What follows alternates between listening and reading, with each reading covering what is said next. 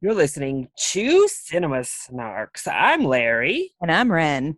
and we are going to tell you how we really feel. And today, we're telling you how we really feel about Space Jam, a new legacy, and about live action animated hybrids as a subgenre. So we both have watched Space Jam: A New Legacy in preparation for today's review, which will be the first part of our podcast today. Ren, you literally just saw it. I did. I literally watched it just before. Listen, HBO, your download operations is Uh, garbage. Amazon can listen, figure it out. Netflix can figure it out. But you're like, oops, I can't download anything. My bad. no, listen, HBO Max, your app has literally been the worst since it debuted, and it is still the worst. So, Yet again, I mean, I will say HBO Max has a really good selection of films, but great selection, but the app itself, it took so garbage. long to get onto other devices like Fire Stick and Roku and all that. It took forever to get there. Now that it's there, it still doesn't run that smoothly. It crashes. It's just not a very well run Yeah, I went on an application. iPad, which is a pretty common thing to like watch movies on, Yeah. and HBO Max cannot figure it out. But But because I was not able to watch it at the time period I wanted to, so I watched it right before we did this podcast. And should we give them a recap of the yeah, plot, which is so pretty damn basic? let's go ahead and let them know. Directed by Malcolm D. Lee. The film follows LeBron James as him and his son visit the Warner Brothers lot, and when rejected, LG Rhythm sucks his son into the WB serververse. And in order to save his son and all of his fans from being stuck here forever, he must assemble a team and beat LG Rhythm in a game of basketball. Uh, So, I did not until just now when you said it piece together the name of the character LEG Rhythm until just now. I was even watching it with subtitles, so I didn't like I saw the didn't read words. it and I put it did not together. put it together in my brain until literally just in this moment. I was like, Mr. Rhythm, that's kind of a weird name for Mr. a Rhythm. computer program, but okay. They even like So, referred to it as an algorithm multiple times, but I so didn't click. at least now the name for the computer program makes sense for you, Ren. Now at least that aspect came Yes, together a now it little makes bit sense. for you. Okay, good, good. Now, I'm like baby's 90s baby. I actually Mhm. born in the 90s, but like early 90s. So I Mhm. grew up throughout the Full decade as 90s. well. You're a Yes. late 80s, 90s Yes. baby, where you So were I born don't in late recall the 80s, 80s but at all. you grew up in the 90s. You were a kid and you were jamming to Yes. things like Space Jam in the 90s. I do recall the Space Jam McDonald's toys. Do you have fond nostalgia for that OG film? Not. Was it something you actually watched growing up? I mean, I definitely watched it growing up. I think it was like part of the curriculum. If you were a child in America in the 90s, you were like required. So even Patrick, who has lived in a bunch of different countries, had seen Space Oh, Jam. okay. So apparently it We is we were like, concerned last week. We were concerned on if Patrick had yeah, actually watched Patrick it. not only had seen it, he really enjoyed Space Jam. And so while we were doing the rewatch, he seemed to really enjoy it. He had some good chuckles. I will say, upon rewatching the original Space Jam, it's not terrible. It's bad. It's not good, but there are like moments where it's like really funny. It's got that good like Looney Yes. Tunes slapstick here and there, which Yes. is fairly enjoyable. Here's one thing I do want to say about the new version of Space Jam. I think that LeBron James is a better actor than Michael Jordan, which Oh. doesn't say a whole lot because Michael Jordan is terrible in Space Jam. LeBron James is pretty terrible too. He's pretty terrible. I do think he has several emotions. I don't feel like a Michael Jordan at any point in Space Jam cares really about anything. It, also, I will say this one had a much better actual plot. I was definitely far more invested in the like father-son dynamic. Yes. That was more interesting for me to watch. And just like the logic of it made a lot more sense than like in the original Space Jam. The weird roller coaster tycoon wants to steal the Looney Tunes, so they abduct Michael Jordan. Just kind of crazy. And he's just like kind of cool with it. He's like, oh man, I'm a Looney Tune now. And then he just kind of rolls with it. Yeah. And then for some weird reason or another decides to invest his entire humanity, his like life, his freedom. Yes. Gambles his freedom on this cartoon basketball game. So I from the original, I remember really liking the little villains when they're little. When they're small, they're like the cutest little weird monster things ever. Little weird monsters. Yes, they were very cute and weird. I liked them a lot. I mean, I think I prefer actual Looney Tunes to Space Jam. So here's the other thing.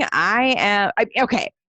Basketball was, if possible, I feel like basketball was bigger in the 90s than it is currently. And it may just be that it was, I am not a sport ball person at all.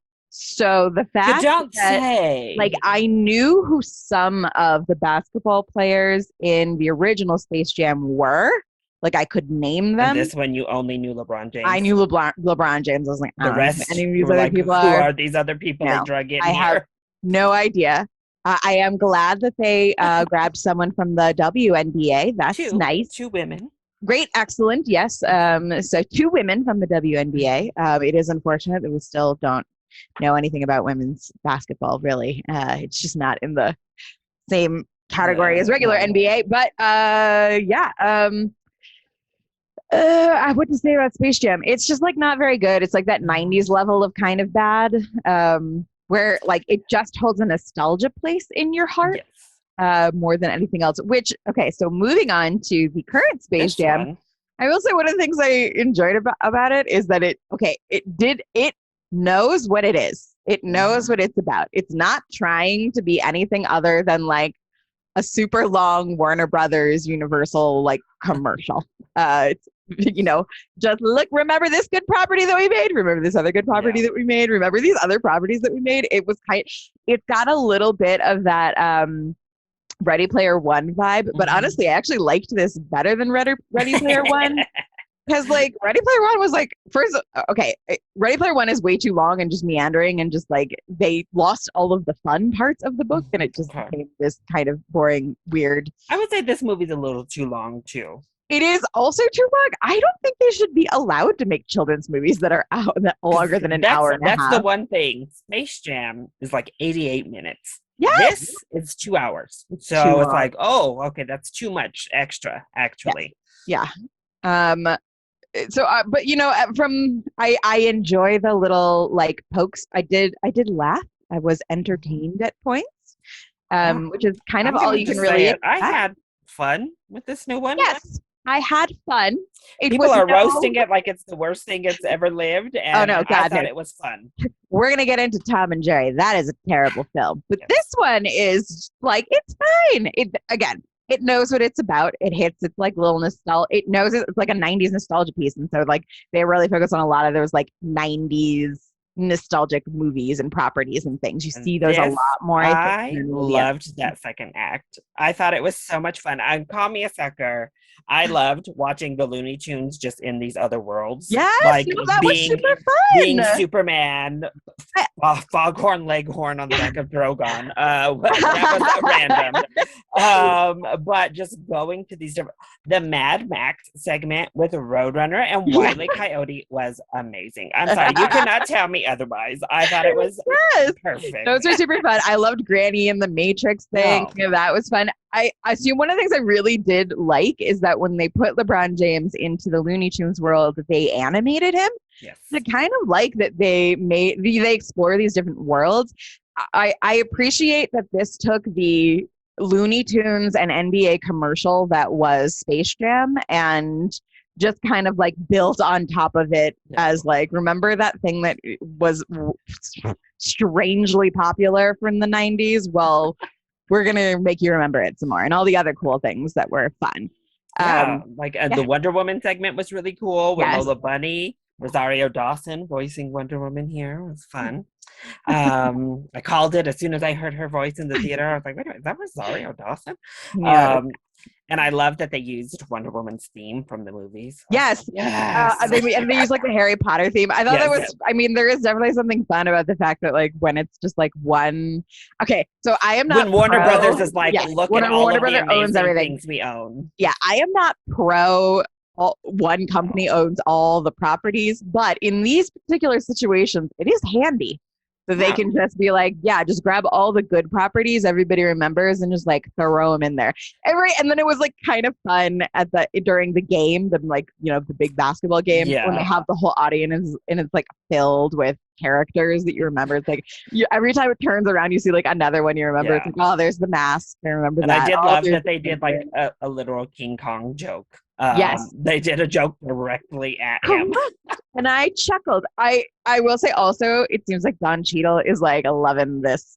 It's Listen, just so fun. I loved Don Cheadle. This is what I need is this campy, just big Yeah, performance from Don Cheadle. Because we don't get to see that he very does often from him. not. He's always so serious and he just camped it up for this movie in He a was great way. I loved his performance. yes. He was having I fun. I will say I was a little bit baffled why they like decided to make the algorithm program live action instead of a cartoon or some sort of other computer generated thing, but I'm fine with it. Don Cheadle clearly was having the time of his life. So good for him. He could have phoned this in so easily, and I'm glad he just turned it up and was There like, was no. lots of fun cameos, and you could tell that people were like excited to be making a fun cameo. Yeah. Um, I will say that first act was rough.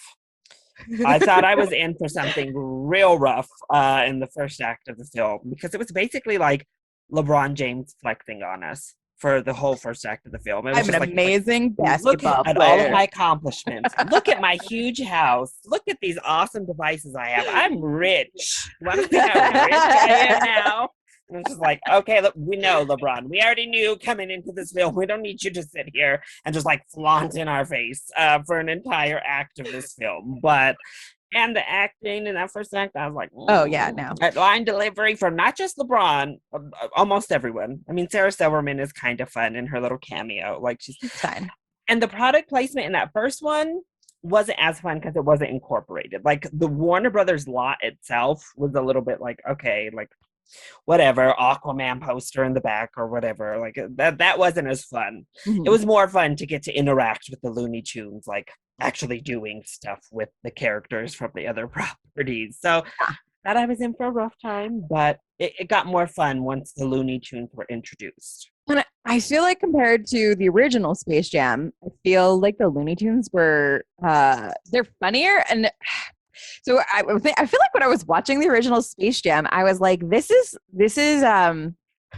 too violent. Like I know that like like a big part of the Looney Tunes is like the violence of it, but it was just like too much and it was too much focused on just like those hits as opposed to like the other stuff, right? Like Looney Tunes is also wrapped up with like fun wordplay and like tricks being played on this character, and like there's a certain amount of like cleverness, whereas it was just full on slapstick. And slapstick, honestly, is not as fun with cartoons because they're cartoons and they can do anything. So that I think like the sense of humor and maybe and it might just be that I've grown up, right? And I just don't find that particular style of comedy fun anymore or as fun. But this one definitely didn't seem as much. It definitely was not centered as much on like, oh, they smushed this person. Oh, they like stomped on this person. Oh, this person is flat now.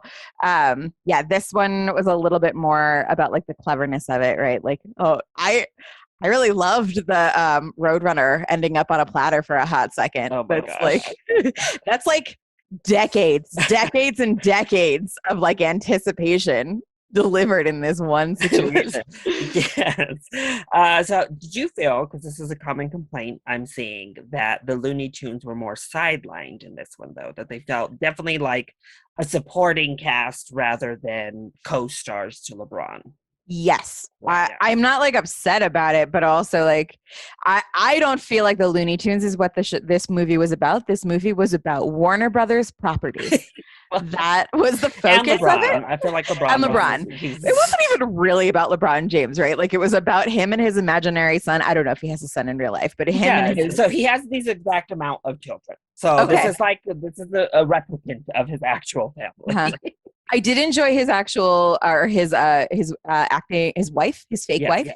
She was She fun. was fun. I just enjoyed her presence overall. But yeah, I don't think I was necessarily bothered by the fact that the Looney Tunes were there, but yeah, I definitely agree that they're not really that. They are to forward LeBron James's journey toward being a better parent. Also, I think it's funny that you have to have Tweety be the one that calls LeBron James a bad dad, because if a human being ever said that to another one, that would be like very dark and inappropriate and not okay. It was a little bit taken aback too, because I mean, I guess I wouldn't have expected it from Tweety either. So it was still kind of like seeing Tweety do it. I don't know. Maybe it's. I don't. It was there was like very Daffy. judgmental. I feel like Daffy should have he would have been one to call someone out like that. Tweety was just like, oh, okay. No, you literally have never seen him interact with his child, Tweety. So no.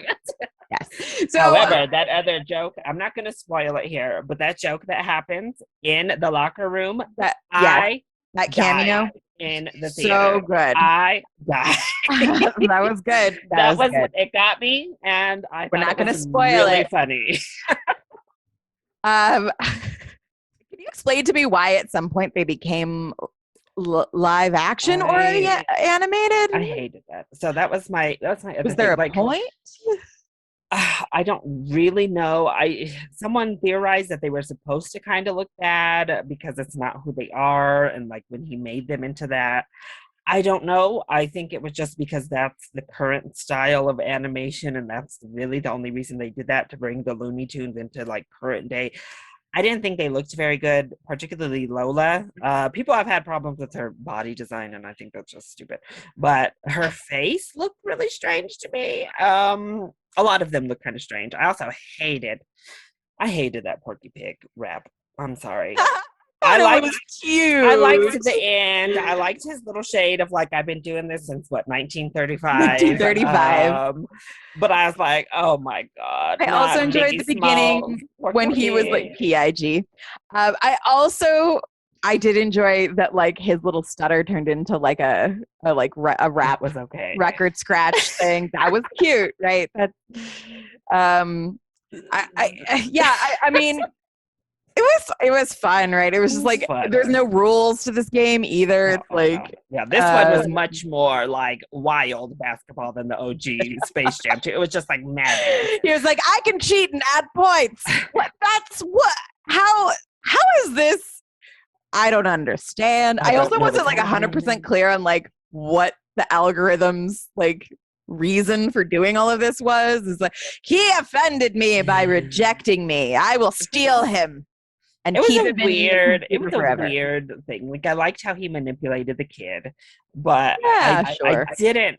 Yeah, his motive was real shaky. Like, okay, I'll accept it because John Cheadle's having fun, but the writing behind what he's doing is not great. Living for those like glowy outfits, all his like shiny suits and things. That was fun. And also like with LeBron was like, oh my God, the computer's black. It was just there was consistently like at least chuckles. Like I audibly, like I said, that cameo, I audibly laughed in the theater, but there were still chuckles throughout, and there was a couple moments where I was like, okay, I think this joke was really funny, and that's all I needed from this. I just needed it to be that level of funny. I think the Looney Tunes got to do what they do. I think they brought their level of crazy to the shenanigans and mixed it in with all of the other WB properties. Yeah.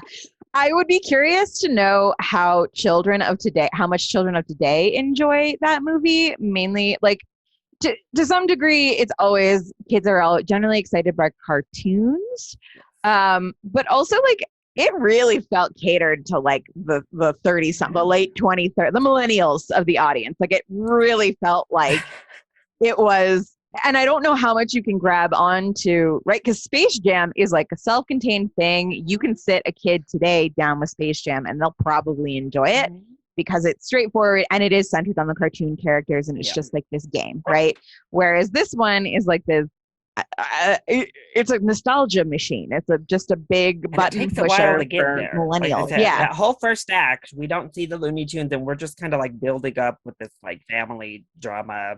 I know why. It just seems unnecessary. You can just make it very clear that it's like, that it's basically like my dog has just suddenly decided he's going to attack me.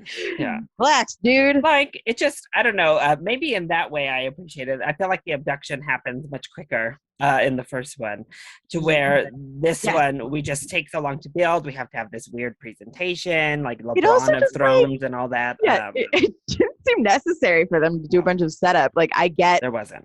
I get like the family dynamic is fine. That's cool. That works for me. I understand. We could have gotten it much quicker. There was also a lot of setup in the game thing and the abduction and the like kid and the kid. It's just like too much setup. Like it's too much setup. Right. It's like several different setups. It was like, okay, let's set up the story. Okay, now let's set up the game. Okay, now let's set up the Looney Tunes. Yeah. Okay, now let's set up the actual game. Now what we're doing here in this game. It was just like too many expository moments before it actually got to the game itself.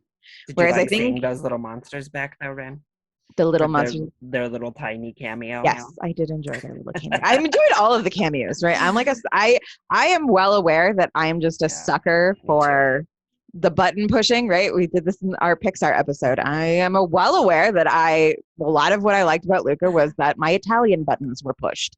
So that is it's fun when they interact with each other too, because it's still a big commercial for Warner Brothers properties, but at least they do something with it. At least you know we get like fun little sets with them. I'm surprised we didn't do more with Harry Potter, particularly. That was one we passed through. We did a quick little joke about Harry Potter, but they didn't even stop in Harry Potter land.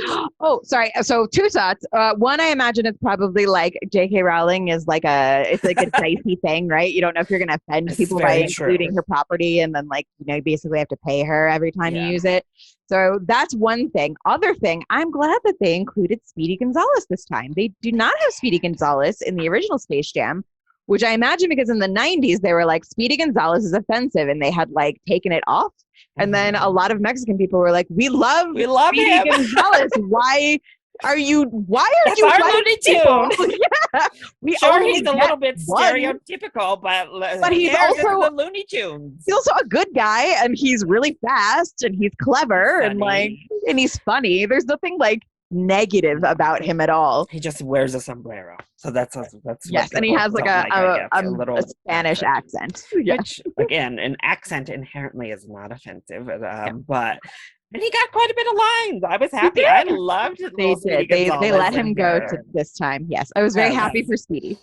Who is your favorite Looney Tune? Me? I think for a long time, my favorite Looney Tune was, I don't know. I was telling you earlier, I used to have a Sylvester sweatshirt that I wore a lot.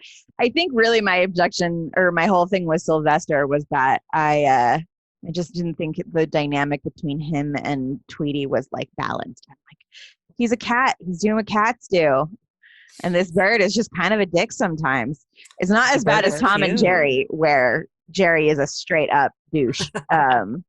But so I think I always really liked Sylvester, and honestly, I really like Bugs. I think Bugs Bunny is a really funny character. I was I call me basic, but Bugs has always been my favorite. He's funny, he clever, does drag, comfortable with his sexuality all the way around.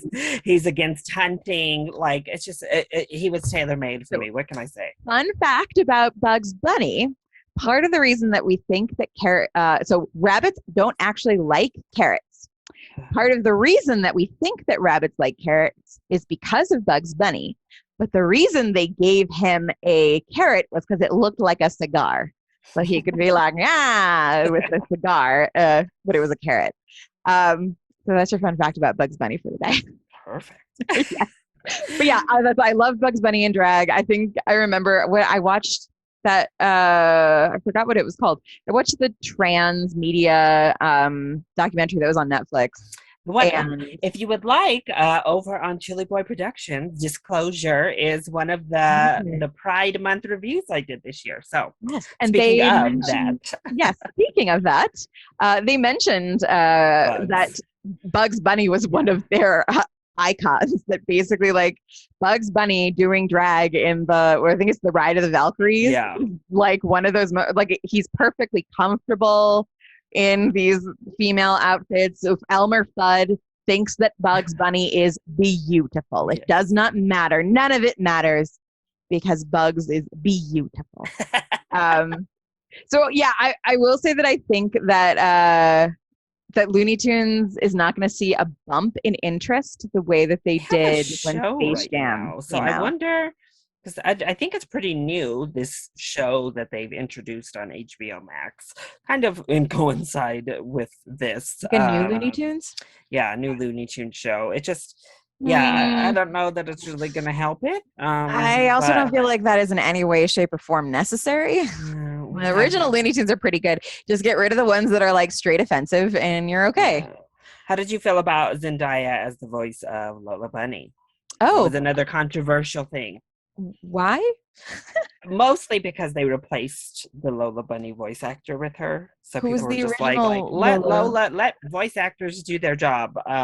Yes. Also, that was like literally 25 years ago. 20... No, I think it's from one of these shows because like the other voice actors got to stay, but they like replaced Lola. I think, and it was like a pretty. It was late in the game, kind of like, so she had already recorded the lines, and then they decided to like put Zendaya in there for a celebrity. Oh, they like straight replaced her in the middle of the job. Yeah, well, that's kind of so people were not happy, and the promos weren't great. I think she was okay in the movie. She didn't take me out in the movie, but yeah, it was a little bit of a like, voice actors just never get respect. Also, I think Lola was a lot better in the original Space Jam. She's just got a lot more fire, and she's not just running around keeping track of everyone else. And I don't know. It's weird. I don't know. People think the original depiction was sexist because she was sexy looking or made to like look sexy. And then she's a bunny. She's wearing like I don't even think she has like, I mean, she's like boobs, but like I don't think they're like, there's not her costume didn't look much different than the rest of the team. I think Bugs tends to look sexier in original Looney Tunes cartoons more than Lola Bunny ever did. I don't know. It seems like a weird gripe to me too. I don't think she's like an overtly sexualized character in the original Space Jam. That's okay. Madness. But yeah, this one, it's not high art. It didn't want to be high art.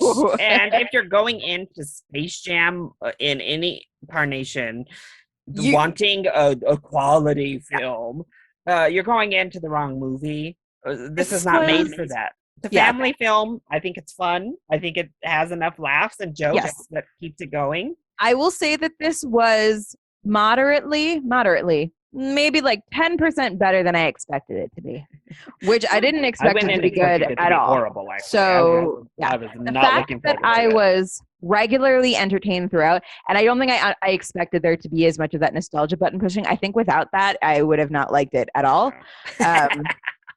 But you know, other than that, and also without having just seen Space Jam, so that I could be like, oh, I like from comparison. I mean, literally, it was pretty funny for me to be like, wow, LeBron James is better than Michael Jordan. And Michael Jordan was terrible, but LeBron James is like just a skosh better. Just a skosh. Yeah, LeBron, don't plan to go into acting. That is my advice there as well. No. Stick with what you're good at. Every time you were asked to like choke up or show emotion, I was like, we need to get out of this scene. Let's get to the next scene. I think they did a moderately good job of speeding through those. Like we're like, I think Space Jam did something similar, that like they knew that Michael Jordan was not a good actor. So they didn't like try and make him do too much. They gave him a few jokes that would be funny, even if they were delivered deadpan and just like Yeah. poorly. Yeah. Um, So I think this is fun enough. If you have HBO Max already, yeah, I don't totally think you'll watch it. be A great mad that you Saturday. watched it. Yeah, You just don't it's have a to pay attention because, like yes. we said, the plot is bare bones, and if you go past that too much, you're like, okay. But yeah, just It's a it's good, lot good of Space plot Jam, analysis. except his son has been stolen. That's about it. That's the only. Well, we've Yeah, already talked about the one from earlier this year, also debuting on HBO Max and in movie Tom and theaters. Jerry. How does this stack up against Tom and Jerry? Tom and Jerry. I'm actually upset that it just appeared on HBO Max because I tried to watch it earlier in the week and then I ended up watching it on the plane because Southwest had it as one of their Oh, availables, and I was like, I guess I'll watch this thing because we're this is gonna the talk topic about it. that we're Yeah. doing. And now I'm like upset about it because I could have watched, if they would have done it a week earlier, I wouldn't have wasted my precious plain media Plane. consumption time, right? Because when you're on a plane, you can just sit and just watch a movie, Yes. right? I'm not distracted by this or that or this or that. Yes, and that is not the type of movie that I want to spend any amount of time focused on. Um, and yes, having just seen Tom and Jerry, Space Jam is better. Much Uh, better. is much better. Tom and Jerry is horrible. I don't know why. That I just don't know why it exists, I why actually was anything kind of happens. looking forward to it because the trailer looked pretty cute and the animation style was pretty cute. It's I just like everything in there I otherwise. generally like Chloe Grace Moretz in almost everything. She was not good in this movie, and her character made no sense. I also really enjoy the other two male actors, the only other two actors that are in the movie.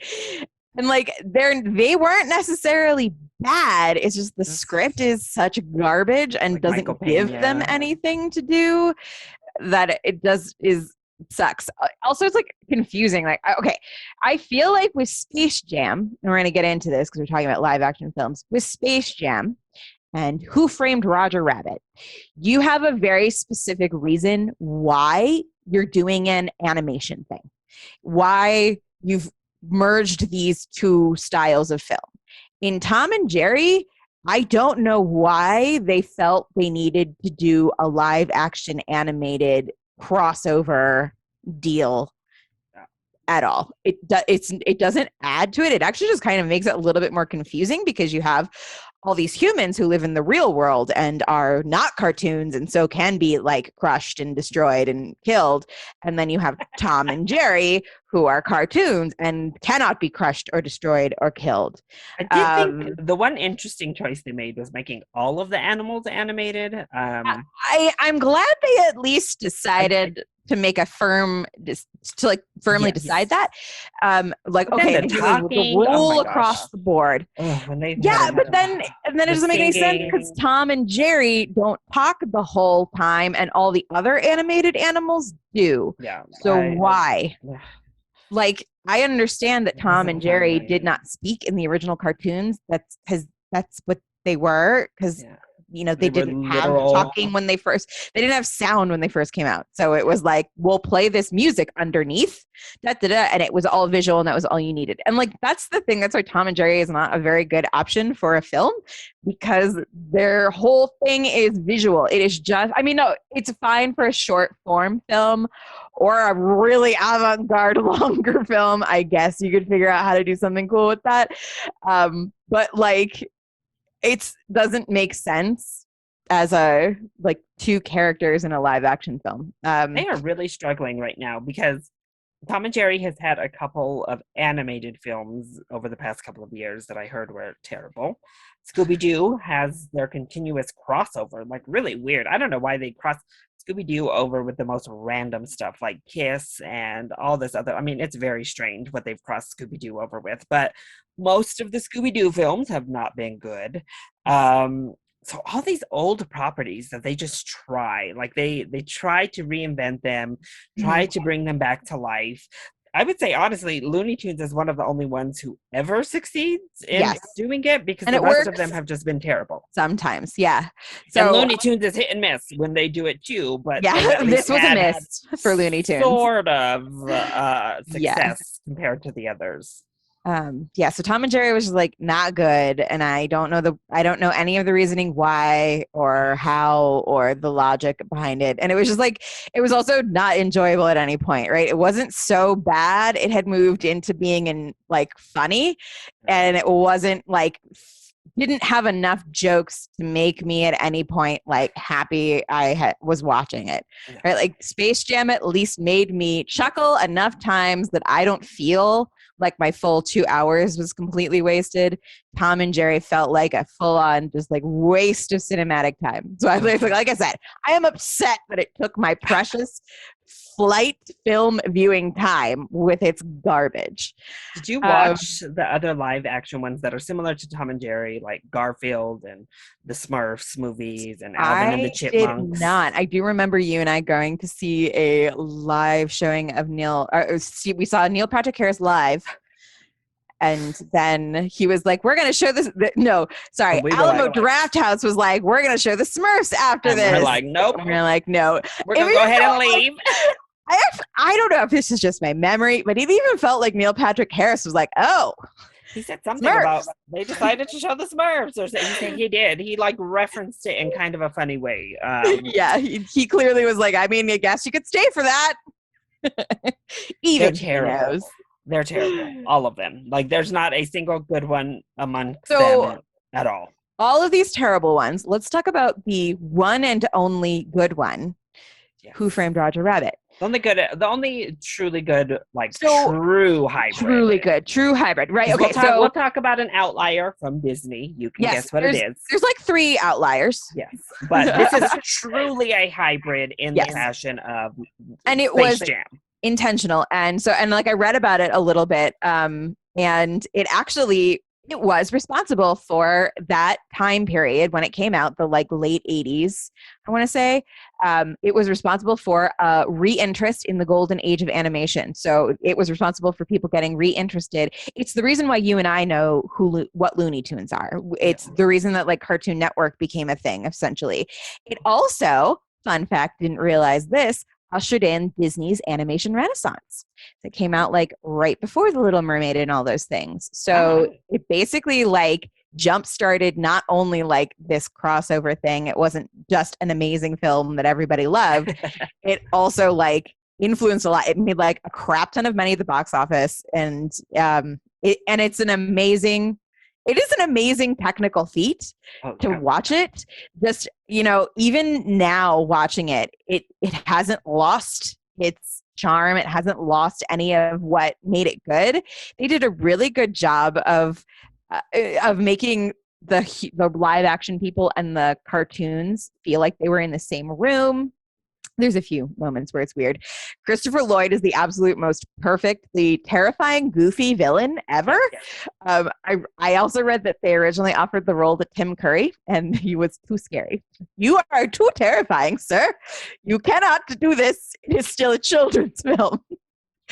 Which, can you imagine being like more scary than Christopher Lloyd in that film? Because I'm pretty sure most children of our generation were terrorized. She was full Pennywise on the screen. Yeah, can you imagine?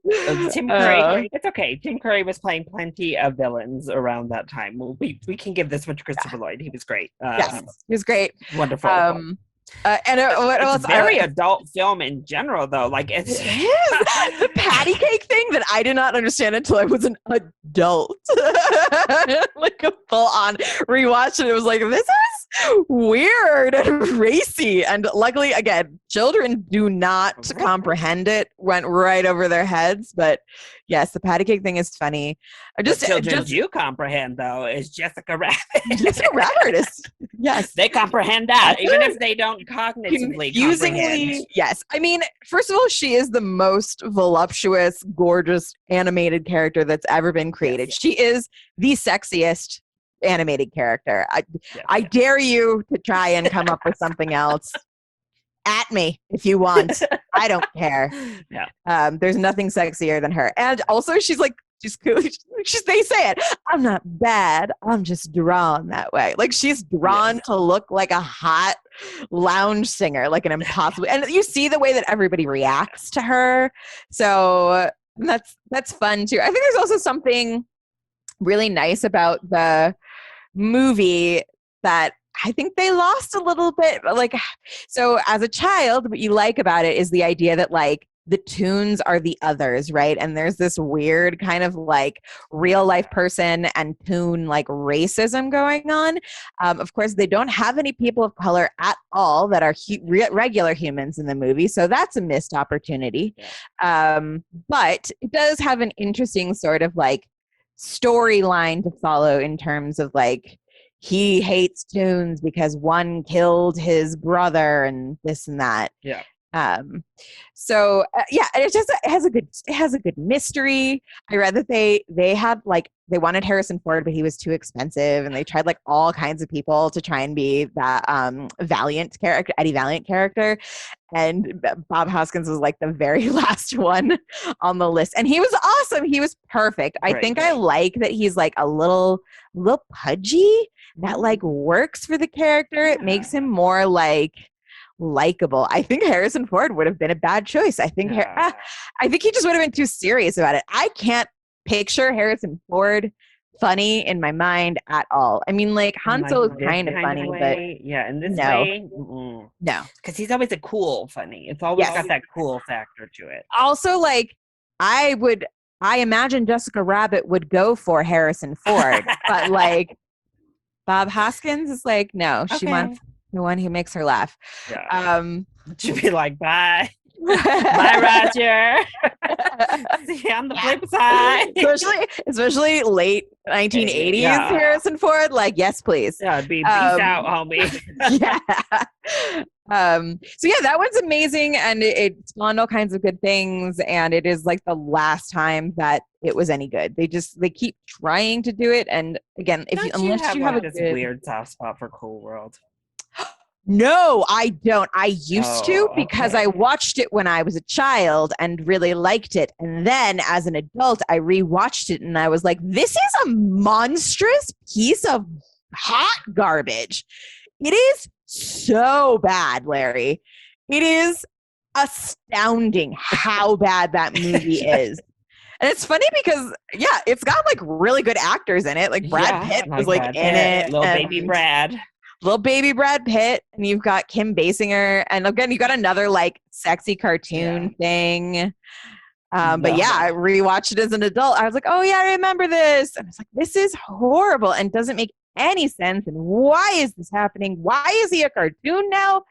What is the terrible? Well, and it was slow. It's another one of those. It's like why at least Cool World has a reason why the cartoons and the real life are happening together. Yeah. At least there is a reason why. God. But yes, no, it's just like bad Roger Rabbit. It was like somebody wanted to make an adult Roger Rabbit, and we were like, guys, Roger Rabbit is already an adult film. Yes, it's already an adult film. We've already covered it. Like we're good. And the other thing with Roger Rabbit was and again, one of the first times that they had managed to get all those different properties. It's the first time you see Donald Duck and Daffy Duck on screen together. You see Bugs Bunny and Mickey Mouse, right? Dumbo. And like that is an impressive feat. That is Steven Spielberg like kicking ass today. Yeah, no. I would be stunned if Disney went for that today. Luckily everything has merged enough into just one giant thing. So as we saw with Space Jam, you can cover a whole lot of properties with one. I guess I shouldn't say that. Maybe if Sony had something to offer because of the whole Spider-Man deal that the two studios have together. It's doable. There were just apparently there were lots of restrictions. Like I got upset about the style of Daffy Duck that they and there was something I know Disney did things like where Mickey Mouse couldn't be do this or do that, or know they had to they're like no here's the restrictions on what our character will not do. and Yes. where how you can depict them. Thank you. Yeah. So yeah, like But they on let it time. happen, and we all It's know Disney will go after a preschool if they put an unsanctioned Mickey Mouse on that wall. yeah. Disney don't play when it comes to their depiction, so No. at least they let it happen. Yeah. So Roger Rabbit is a logistical and Beautiful, technical feat. Just just a amazing that great somebody that script, anybody perfect. went through. Yeah. But we haven't really seen it much since.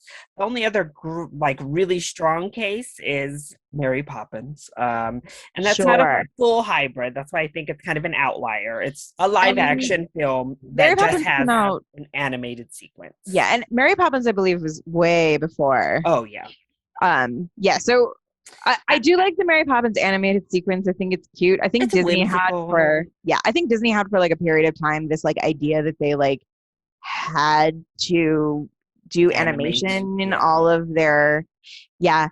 So when I was reading, they Because were even like like one of the Song of the sells South. for getting them to fund Roger Rabbit was we're going to save your animation department because their animation department was garbage by that point. It was just not good. They were like reusing all the same like illustrations over and over again. It was dark times in Disney. This is the Black Cauldron days, and that Was I do love the Sword and the Stone. I don't care what anybody says, but the it is part of the dark days of the Disney. dark age of Disney of the 80s. Um, 70s and 80s were rough. yes, they were not great. Thank And God for then the little. Well, thank God for Who Framed Roger Rabbit, and then yeah. subsequently the Little Mermaid.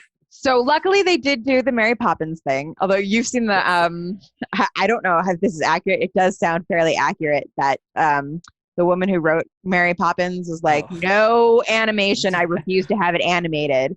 And then she was like pissed when there was a yes. single animated sequence. They had to soften that for the Mr. Banks movie. Because yeah, she was not happy with that. No, it doesn't sound. Disney, they made good old Tom Hanks made Disney seem quite perfect. Way And less of a douche than he actually is. he swindled her a little bit more than was shown, but you know. Then we also had, yeah, like you said, we had Pete's Dragon, which I hate. I don't. liked Pete's Dragon as a child, but never we've liked already it. gone over the fact that child Ren doesn't know what's good.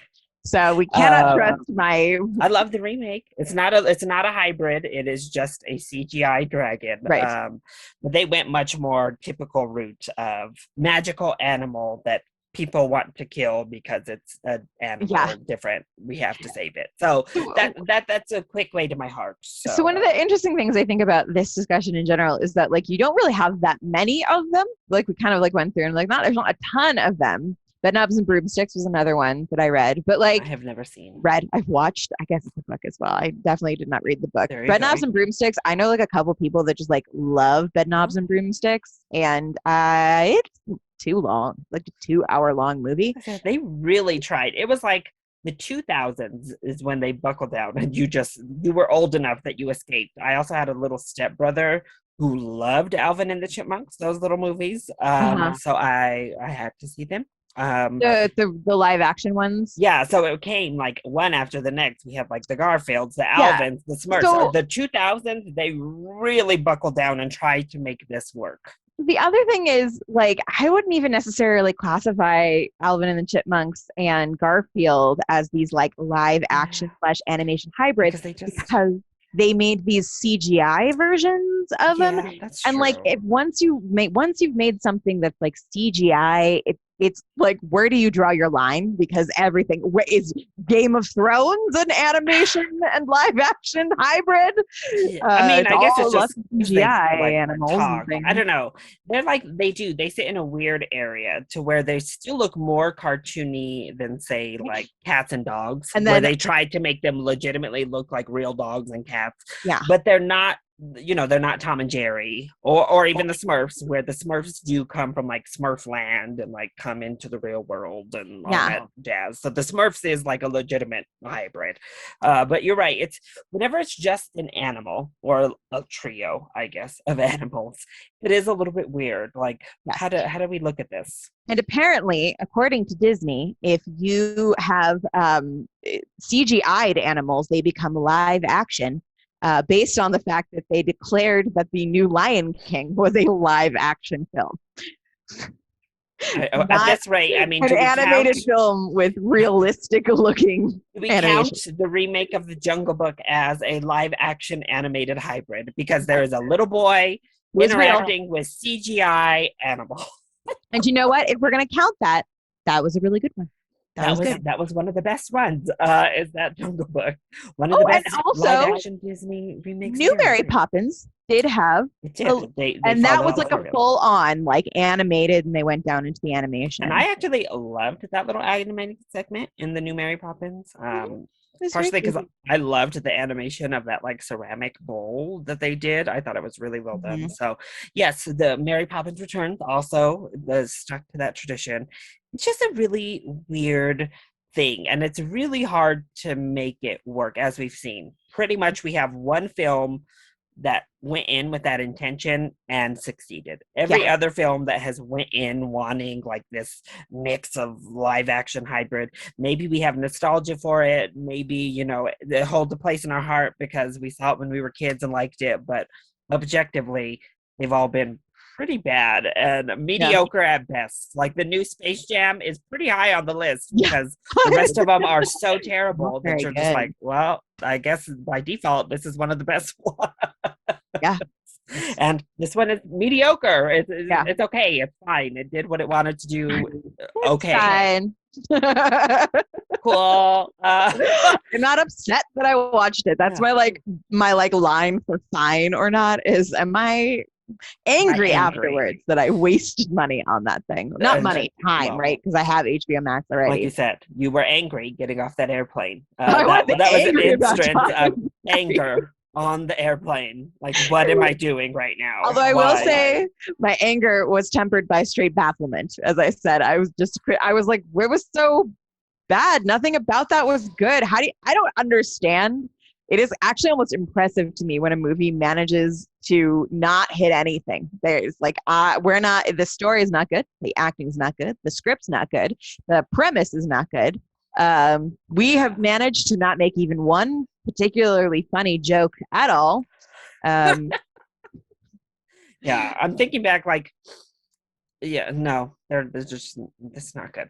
Tom and Jerry is terrible. Tom and Jerry is terrible. It's terrible. I think it's for sure in my bottom 10. I don't know where it is right now, but it's for sure one of my least favorite films of 2021 to this point. Seen a couple that I liked less, but it's really, I just did not like it. But no. Space Jam, however, is right somewhere in the middle. Space Jam is worth a Saturday daytime wash while you're folding laundry or something. Yeah, perfect. Or you got kids. And if you got kids, and let us know if your kids enjoy it. Though, like, so I went to a screening for it, and the theater that I saw in, they like legit they were like applauding. They loved Space Jam when I saw it. The kids included. Good. Okay, great. They liked it. Being pushed. Also, it seems like if you're really into basketball, that it might be like a really fun thing. Yeah. You like. I'm Rick not and Morty make an appearance. Oh, yes. So, you know, you got random appearances from all across the board. There are appearances. Flintstones, everyone. Very long, very entertaining commercial. The Flintstones? Oh, my God. I didn't know those got the Flintstones, they only were coming through, like, when everybody was running to get to the game. Real quick, before we wrap it up, speaking of the Flintstones, I watched the Jetsons movie the other day because I remembered it from my childhood. It's fine. But I said to Patrick, I think that the Jetsons is probably my favorite Hanna-Barbera cartoon. And he said, "Who's she?" And I thought that was really funny. Oh. That's fun. It is fun. He had no idea what Hanna-Barbera was. I guess I used to go to like theme parks that were Hanna-Barbera. So, but yeah, I guess. Real quick, do you like the John Goodman Flintstones movie? It doesn't qualify here because there's no animation. Yes, I like practical. Yes, I do. I like Elizabeth Perkins. I enjoyed all of the weird puppets and things. Yes, I haven't watched it in a while, but I used to love it. And was it Rick Moranis as Barney? Yeah, that's good. Yeah, maybe one of these days we'll do maybe one of these days we'll do just like a animated moves to live action remakes. classics reborn type of Classic thing. 90s. We could just do a 90s kid. Well, I This mean, was here we almost a are. 90s kid episode. I mean, I guess, yeah. So, yeah, there we go. That was it. That was our review for Space Jam: A New Legacy and our discussion on live action animated hybrids. Let us know, what do you think? What are some of your favorite live action animated hybrids? And wherever you're listening, hit that follow, hit that like, show us some love. And if you're watching on YouTube, comment down below and subscribe to the channel. Rin, you want to let everyone know where they can find you? You can send me your sass at Ren Manley on Twitter. And you can also look at my pretty pictures at RenniePoo13 on Instagram. Let her know who the sexiest cartoon of all time is. Yeah, go ahead and at me about also cartoons hotter than Jessica Rabbit. Yes. Make sure to follow us on Twitter and Instagram, both at Cinema Snarks. And you can find me on YouTube, Twitter, and Instagram, ChillyBoy Productions and ChillyBoy YT. Thank y'all for listening to us, and we'll catch you on the next one. Bye.